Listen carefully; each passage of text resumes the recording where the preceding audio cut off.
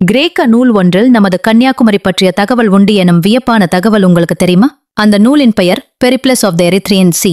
அந்த நூல் கன்னியாகுமரியை பாரத கண்டத்தின் முக்கியமான தீர்த்த தலங்களுள் ஒன்றாக குறிப்பிடுகிறது. பஞ்ச பகவதி தலங்களில் ஒன்று என போற்றப்படும் கன்னியாகுமரி குறித்தும் பகவதி அம்மன் அணிந்துள்ள மூக்குத்தி குறித்தும் வியப்பூட்டும் பல ரகசியங்கள் சொல்லப்படுகின்றன. சக்தி பீரங்களில் ஒன்றான கன்னியாகுமரி திருநெல்வேலியிலிருந்து 82 கிலோமீட்டர், நாகர்கோவிலிருந்து 19 கிலோமீட்டர் தூரத்திலும் அமைந்துள்ளது. பாரதத்தின் 108 துர்கை ஆலயங்களில் இதுவும் ஒன்று என்பார்கள். மட்டுமன்றி கொல்லூர் மூகாம்பிகா, வடகரா லோகாம்பிகை, பாலக்காடு ஹேமாம்பிகை, கொடுங்கல்லூர் மகா பகவதி, கன்னியாகுமரி பாலாம்பிகா ஆகிய 5ம் பரசுராமரால் நிறுவப்பட்ட க்ஷேத்திரங்கள். இவை பஞ்ச பகவதி தலங்கள் எனப்படுகின்றன. கிரேக்க நூல் இவ்வூரை பிரசித்தி பெற்ற தீர்த்த தலம் என குறிப்பிடுகிறது என பார்த்தோம் அல்லவா? அதேபோல் கன்னியாகுமரியை மகிமை மிக்க தீர்த்த கட்டம் என்று வால்மீகி ராமாயணமும் வியாசபாரதமும் சிறப்பிக்கின்றன. பழமையான தமிழ் நூல்களில் ஒன்றான பெருங்கதையும் இமய பொறுப்பகத் தீரான் துறைந்த பின் குமரி தீர்த்தமறிய வேட்கையின் தரும யாத்திரை என தக்கினம் போந்துளி என்று குறிப்பிடுகிறது. ராமபிரான் இலங்கை கிளம்பும் முன் கன்னியாகுமரியை வந்து அன்னை பகவதியை வணங்கியதாக சேது புராணம் குறிப்பிடுகிறது. எனவே இது ஆதிசேது என்றும் அறிக்கப்படுகிறது. குருக்ஷேத்திர யுத்தத்தில் கலந்து கொள்ள விரும்பாமல் தீர்த்த யாத்திரை மேற்கொண்ட பலராமர் கன்னியாகுமரிக்கும் வந்ததாக ஒரு தகவல் சொல்லப்படுகிறது. ஜாவா தீவிலிருந்து பார்க்க இயலாத துருவ நட்சத்திரத்தை குமரி முனையிலிருந்து சுமார் 45 கிலோமீட்டர் தூரம் பயணித்துதான் பார்த்ததாக மார்க்கோ போலோ என்ற வெனிஸ் யாத்ரீகர் தனது பயண நூலில் குறிப்பிட்டுள்ளார். அப்போது கன்னியாகுமரி கொடிய விலங்குகள் வசிக்கும் வனமாக விளங்கியது என்றும் அவர் கூறியுள்ளார். முன்னொரு காலத்தில் பகன், முகன் என்ற அசுரர் இருவர் தேவர்களுக்கு தொல்லை கொடுத்தனர். தேவர்கள் காசி விஸ்வநாதரிடம் சென்று முறையிட்டனர். அசுரர்களை அழிக்க காசி விஸ்வநாதர் 2 பெண்களை படைத்தருளினார்.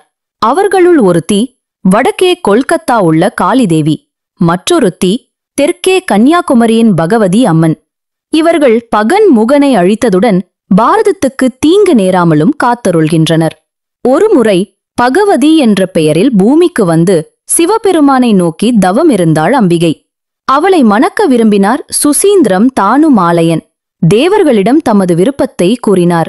அப்போது தேவர்கள் வந்து கூடிய இடமே சுசீந்திரத்தில் கன்னியம்பலம் எனப்படுகிறது. அப்போது பாணாசுரன் என்பவனின் கொடுமைகள் உச்சத்தில் இருந்த நேரம். சுவாமி தானுமாலயரின் விருப்பம் நிறைவேறினால் பகவதியின் தவம் தரைப்படும். அம்பாளை தவிர வேறு எவராலும் அவனை அழிக்க முடியாது என்று கருதினார்கள் தேவர்கள். அப்போது அங்கு வந்த நாரதர் திருமணத்தை தான் முடித்து வைப்பதாக கூறி தானுமாலயரிடம் 2 நிபந்தனைகள் விதித்தார். 1, கண்ணில்லாத தேங்காய், காம்பில்லாத மாங்காய், நரம்பில்லாத வெற்றிலை, கணு இல்லாத கரும்பு மற்றும் இதழ் இல்லாத மலர் ஆகியவை சீதன பொருள்களாக வேண்டும். 2வது, உதயத்துக்கு 1 நாழிகை முன்பாக மணமகன் மணவரைக்கு வரவேண்டும். இதன்படி தானுமாலய கடவுள் சீதனப் பொருள்களை முதலில் அனுப்பினார். 5 மைல் தூரத்தை கடக்க நள்ளிரவிலேயே புறப்பட்டார். உடனே நாரதர் சேவல் உருவெடுத்து உதயத்துக்கு அடையாளமாக கூவினார். அதனால் முகூர்த்த நேரம் தவறிவிட்டதாக கருதிய தானுமாலய கடவுள் மணமேடைக்குச் செல்லாமல் சுசீந்திரத்துக்கே திரும்பிவிட்டாராம். திருமணம் தடைப்பட்டதால் கோபம் கொண்ட குமரி பகவதி தனக்கு வந்த சீதனப் பொருள்களை கடலில் வீசி எறிந்தாள். அவையே குமரிக்கரையில் 7 வண்ண மணலாகவும் குன்றுகளாகவும் பரவி கிடக்கின்றன என்கிறார்கள். இதன் பின்னர் ரௌத்ரமாக திகழ்ந்த தேவி பாணாசுரனை வதைத்தாள் என்கிறது புராணம். குமரி பகவதிக்கு தோழிகள் 2 உள்ளனர். அவர்களில் ஒருவர் கோயிலின் வடக்கில் தியாக சுந்தரியாகவும் மற்றவர் வடமேற்கில் பாலசுந்தரியாகவும் தரிசனம் தருகிறார்கள். பகவதியின் காவல் தெய்வம் பைரவர். சக்தி பீடங்களில் முதலில் பைரவரை வணங்க வேண்டும். இவரை தரிசித்த பிறகே அன்னையை தரிசிப்பர். குமரிக் கோயிலில் பகவதி அம்மனின் வலக்கரத்தில் ருத்ராட்ச மாலையும் இடக்கரத்தை தொடை மீது வைத்தும் நின்றவாறு தவக்கோலத்தில் கிழக்கு நோக்கி காட்சியளிக்கிறாள். தலை கிரீடத்தில் பிறை சந்திரனும் மூக்கில் வைர மூக்குத்தியும் ஜொலிக்கின்றன. குமரி பகவதிக்கு கன்னி தெய்வம் அபர்ணா, கன்னிக்கா பரமேஸ்வரி, பகவதி அம்மன் என்ற பெயர்களும் உண்டு. பண்டைய காலத்தில் இவளை சங்கரி, கௌரி, ஆர்யா, சாமரி, குமாரி, சூலி, நீலி, செய்யாள், கொற்றவை ஆகிய பெயர்களால் அழைத்தனராம். பகவதி விக்கிரகத்தின் மேல் பகுதி சொரசொரப்பாக காணப்படுகிறது. இதை ருத்ராட்ச விக்கிரகம் என்பர். கொடிமரம் அருகில் உள்ள கல்வெட்டு இந்த விக்கிரகத்தை ருத்ராட்ச விக்கிரகம் என்கிறது.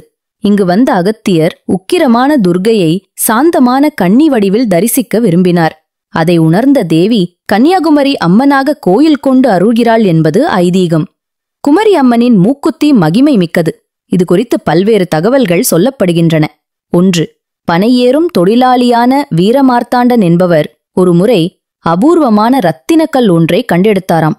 அதை அவர் திருவிதாங்கூர் மன்னர் மார்த்தாண்டவன்மனிடம் தர மன்னர் அதை மூக்குத்தியாக்கி குமரி பகவதிக்கு சமர்ப்பித்ததாக கூறப்படுகிறது. 2. அம்மன் மூக்குத்தி கல் குறித்து மற்றொரு கதையும் உண்டு. வீரசூரன் என்பவனை தீண்ட வந்த நாகம் ஒன்று அவனை மெருங்கி நாகமணியை கக்கியதாம். உடனே சாணத்தால் அதை மூடினானாம் வீரசூரன். அந்த நாகமணியை அரசன் மார்த்தாண்டனிடம் ஒப்படைத்தான். மன்னர் அதை மூக்குத்தியாக்கி கன்னி பகவதிக்கு அர்ப்பணித்தாராம். 3. மூக்குத்தி தொடர்பான மற்றொரு தகவல். குமரி அம்மனின் அழகான நாகமணி மூக்குத்தியை கிழக்கு வாசல் வழியாக வந்த ஒருவன் அபகரித்துச் சென்று விட்டானாம். அதன் பிறகு திருவிதாங்கூர் மன்னர் கோயிலுக்கு காணிக்கையாக வழங்கிய 2 வைரங்களே அன்னையின் மூக்குத்தியில் இடம் பெற்றிருக்கின்றன என்கிறார்கள். 4. ஒரு முறை கடற்கொள்ளையர்கள் அம்மனின் மூக்குத்தியை திருடத் திட்டமிட்டனர். ஆனால் அம்மனின் சக்தியினால் கொள்ளையர்களது கப்பல் நொறுங்கியதாம். தப்பிப்பிழைத்த கொள்ளையர்கள் கோயிலுக்குள் சென்று மூக்குத்தியை எடுக்க முயன்றபோது அவர்களது பார்வை பறிபோனதாம். அந்த இடத்திலேயே தத்தளித்தனர். விடிந்ததும் கோயில் சிப்பந்திகள் அவர்களை மன்னரிடம் ஒப்படைத்தனராம். அன்று முதல் மன்னனின் கட்டளைப்படி கிழக்கு கதவை மூடினர். அதற்கு பதிலாக அந்த கதவில் அமைக்கப்பட்ட சிறிய துவாரத்தை இன்றும் காணலாம். 5. ஒரு முறை ஜப்பான் நாட்டைச் சார்ந்த கப்பல் ஒன்று கடலில் திசை மாறிச் சென்றது. ஆனால் பகவதியின் மூக்குத்தி ஒளியைக் கண்ணுற்ற அதன் மாலுமிகள் கப்பலை குமரிக்கரை நோக்கித் திருப்பினராம். அப்படியும் கப்பல் கட்டுப்பாட்டை இழந்து தற்போது விவேகானந்தர் ஆலயம் உள்ள பாறையில் மோதி உடைந்ததாகவும் தகவல் ஒன்று உண்டு.